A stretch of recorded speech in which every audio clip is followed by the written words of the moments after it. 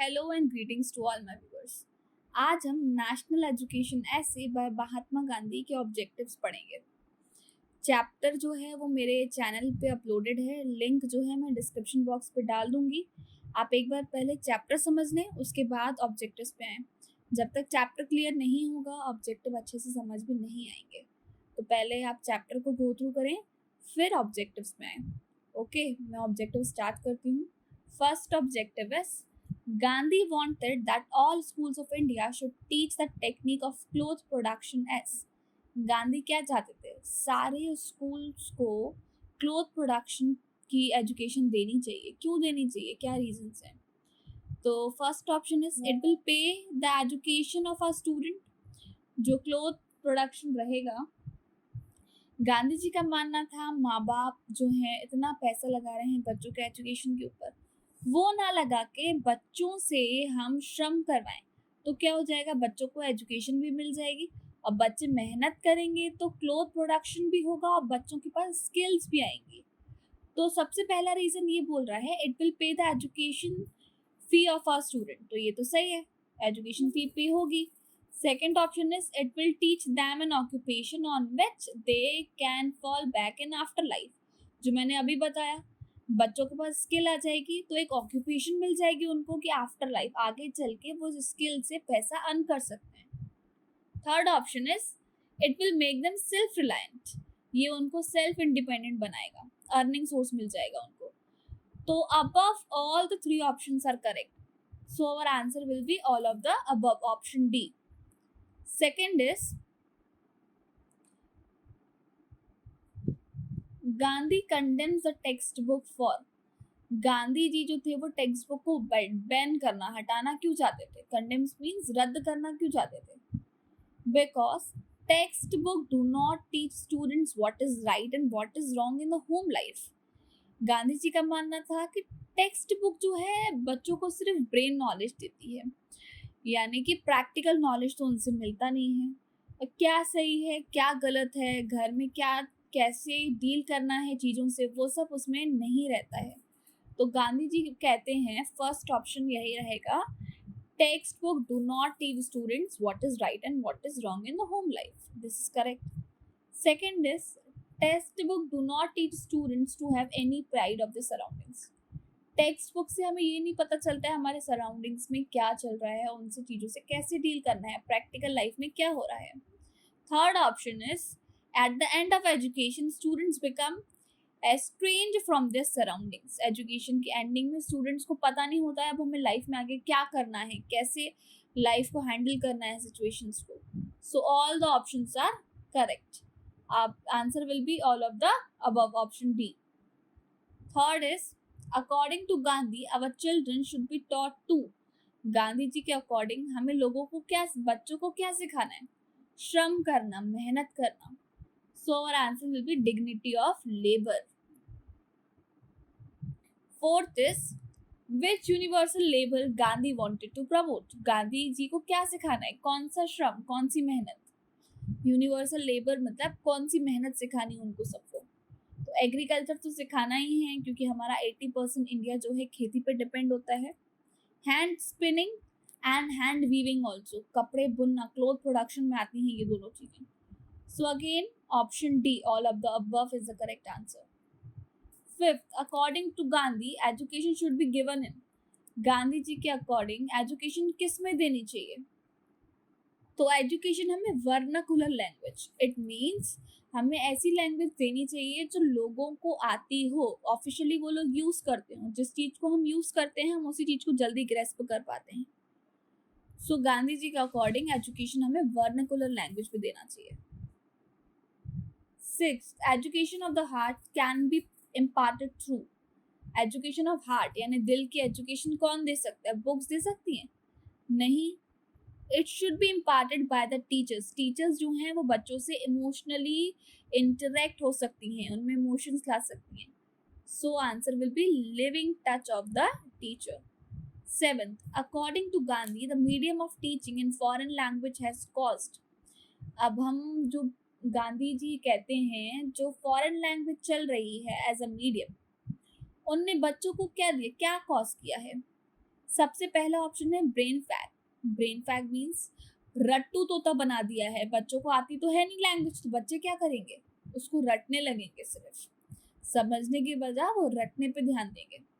Second is put an undue strain upon the nerves of the children.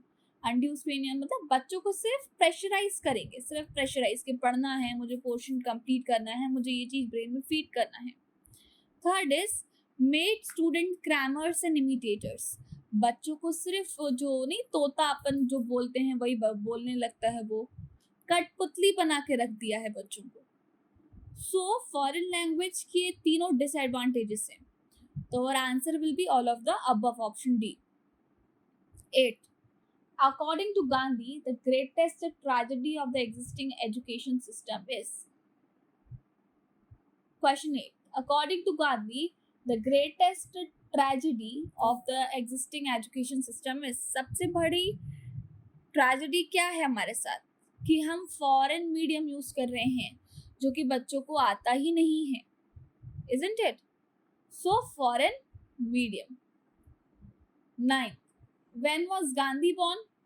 Gandhi was born on 2nd October 1869. So 1869 is the right answer. Where was Gandhi born? He was born in Porbandar. Gandhi ji is popular as, किस नाम से जाना जाता है उनको, Mahatma Gandhi. Who called Gandhi ji as Mahatma? Gandhi ji को Mahatma title किसने दिया था सबसे पहले? Tagore, Rabindranath Tagore. 13. Who is known as spiritual guru of M.K. Gandhi? महात्मा गांधी के स्पिरिचुअल गुरु कौन है? Leo Tolstoy. Who is known as the political guru of Gandhi ji? Political guru कौन है उनके? Gokhale. What is the name of Gandhi's father? Karamchand Gandhi. हम M.K. गांधी कहते हैं ना, तो Mohandas Karamchand Gandhi. What is the name of Gandhi's mother? Putli Bai. The name of Gandhi's wife is Kasturba. When was Gandhi assassinated? मतलब गांधी जी की हत्या कब हुई थी? In 1948. Where was Gandhi cremated? Gandhi ji को कहाँ दफनाया गया था? दिल्ली में गांधी जी की समाधि बनी हुई है जिसको बोलते हैं राजघाट, तो गांधी जी को राजघाट में दफनाया गया है। 20. नेशनल एजुकेशन इज एन ऐसे बाय, ये ऐसे किसने लिखा है जो अपन रीड कर रहे हैं? Gandhi. 21. National education was published in, ये जो नेशनल एजुकेशन गांधी जी ने यूथ इंडिया का चलाया था चैनल एक, उसमें गांधी जी ये सारी चीजें अपनी पब्लिश करते थे। तो young India. When was national education published? ये कब पब्लिश हुआ था? 1st September 1921. These are some additional MCQs, so we will go through this also. 23. What was Gandhi's profession before he became a leader? Leader बनने के पहले वो क्या थे? लॉयर, उन्होंने लॉ की पढ़ाई की थी।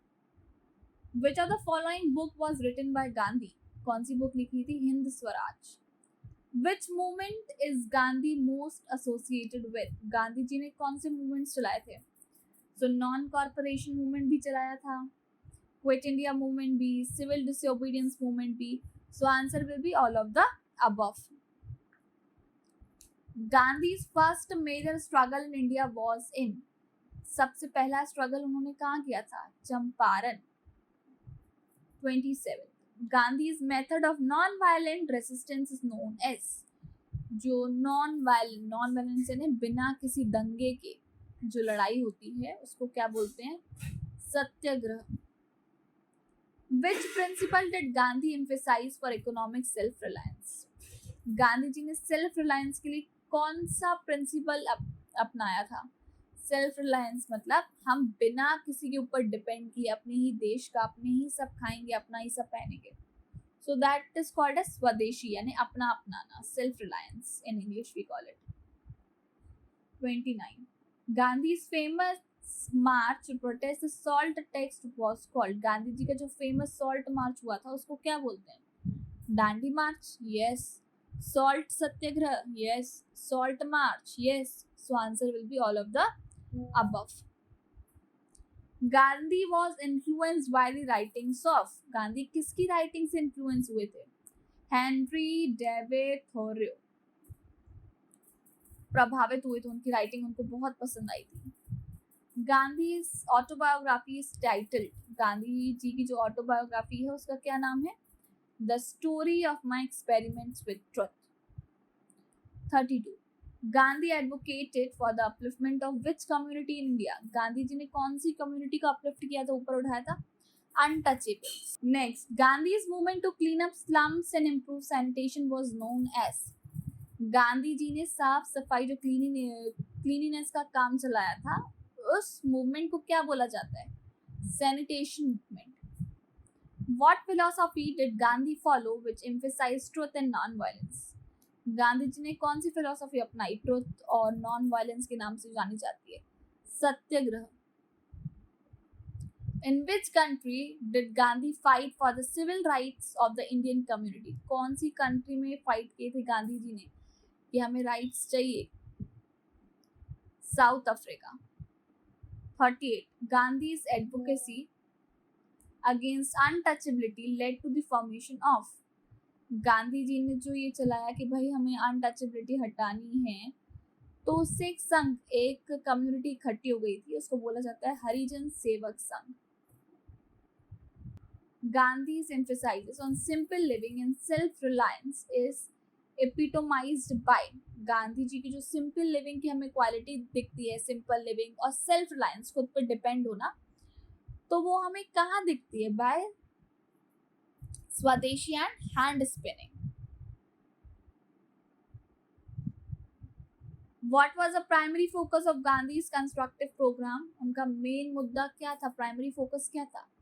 सोशल रिफॉर्म को ठीक करना। सो answer will B social reforms. Thank you, that was all about the objective of ऐसे national education by Gandhi ji. अगर आपको ये वीडियो पसंद आया हो और अच्छा लगा हो तो प्लीज़ अपने फ्रेंड्स के साथ शेयर करिए, लाइक करिए चैनल को, सब्सक्राइब करिए, ताकि आगे मैं आपको और अच्छी वीडियोस प्रोवाइड कर सकूं।